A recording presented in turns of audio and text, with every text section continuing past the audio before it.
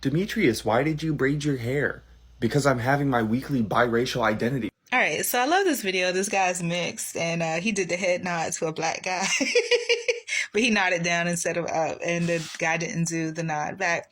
And I think this is hilarious because I'm biracial too, but I blend a little bit better because I have more Afrocentric features. I'm darker, and my hair can go from Afro curly wavy to on up.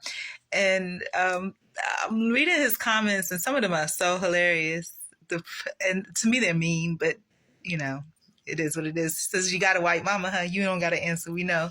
They say so. You nodded just like that, and so I guess the nod is up instead of down. Let me tell you about my experience. I was in a ride share recently, and I'm a loner, so I'm not around people in general. Period, very much.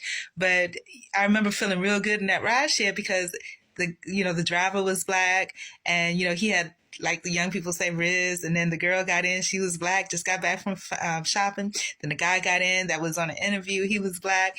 And I just liked the whole vibe. And I remember when it was just me and the rideshare guy, I was goofy and just talking. But then the other people came in and the whole black swag took over them.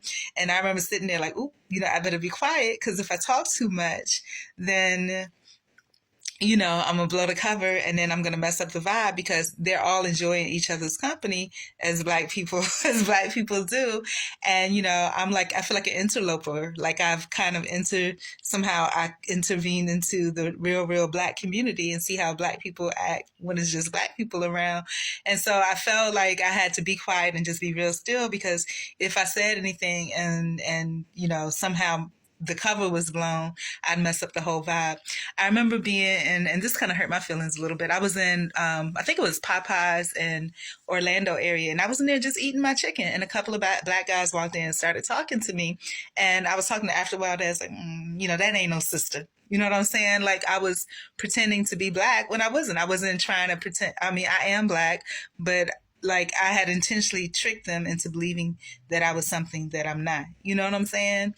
And so being in that car, in that ride share with those black folks, and just, I felt like I had to be quiet because I know I'm black, I'm mixed black, but,